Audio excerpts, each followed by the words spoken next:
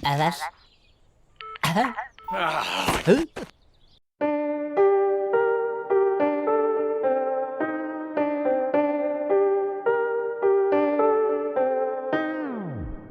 Animasi yang sering kita bahas sebelumnya seperti Upin Ipin, The Adventure of Jarjit, Aditsopo Jarwo merupakan animasi yang pembuatannya itu melalui proses CGI 3D sehingga pergerakannya terlihat lebih halus sewaktu kita menontonnya di TV. Tapi kali ini kita akan membahas sebuah karakter ikonik dari animasi Shaun the Sheep. Sekedar informasi my friend, animasi ini tuh dibuat dengan proses stop motion picture.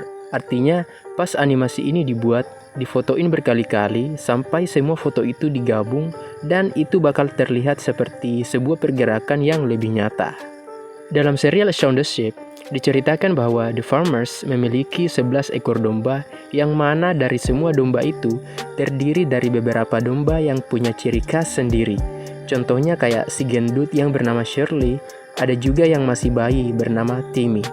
Bagi kamu yang tahu dengan detail tentang nama-namanya, bisa komen di bawah ya.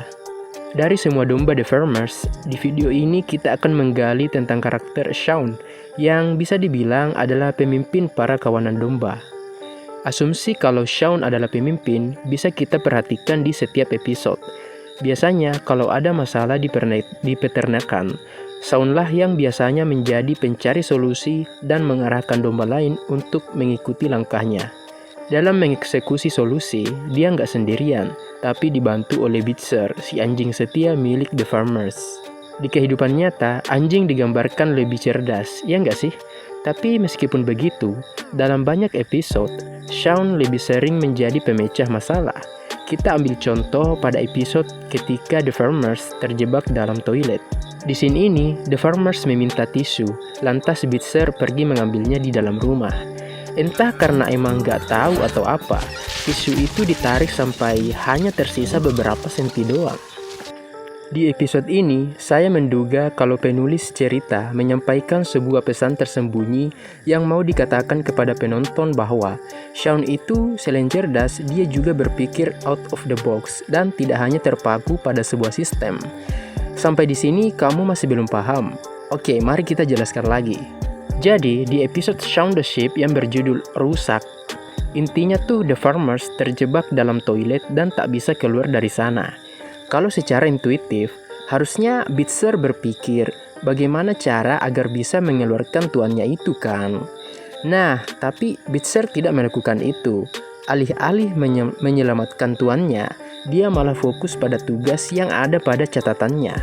Pada buku itu, hanya tertulis sebuah tugas bahwa Bitzer harus memberikan tisu dan tidak tertulis tugas untuk penyelamatan.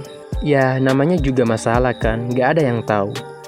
Nah, ketika Shaun terus mengamati masalah itu, dia paham bahwa ada masalah yang lebih besar dibanding sekedar The Farmers yang lupa membawa tisu, yaitu terjebaknya The Farmers dalam toilet.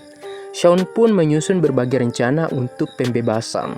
Rencana pertama yaitu membelah toilet dengan mesin pemotong. Sayangnya gagal karena Shirley menghalangi pergerakan.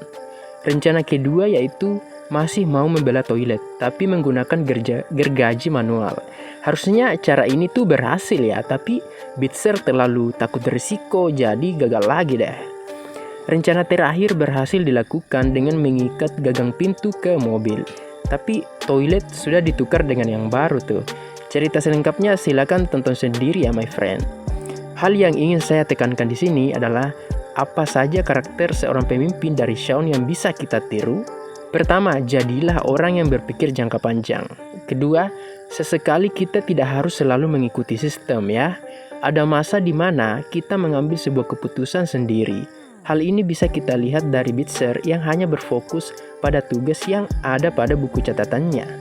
Bisa kamu perhatikan bahwa di akhir video, Bitzer terlihat tersenyum karena berhasil memberikan tisu ke tuannya itu tanpa menyadari masalah yang lebih besar. Ketiga, tidak lekas menyerah. Jika rencana pertama yang dibuat Shaun gagal, maka dia akan membuat rencana selanjutnya sampai mentok. Keempat, jadilah pemimpin yang ikut bekerja bersama-sama, bukan yang hanya tahu memerintah. So, bagaimana pendapatmu tentang karakter Shaun ini? Apakah dia bisa dikatakan sebagai pemimpin yang lebih baik dari pemimpin kita? Maksudnya ya, pernyataan saya ini ambigu ya, silakan pikirkan sendiri.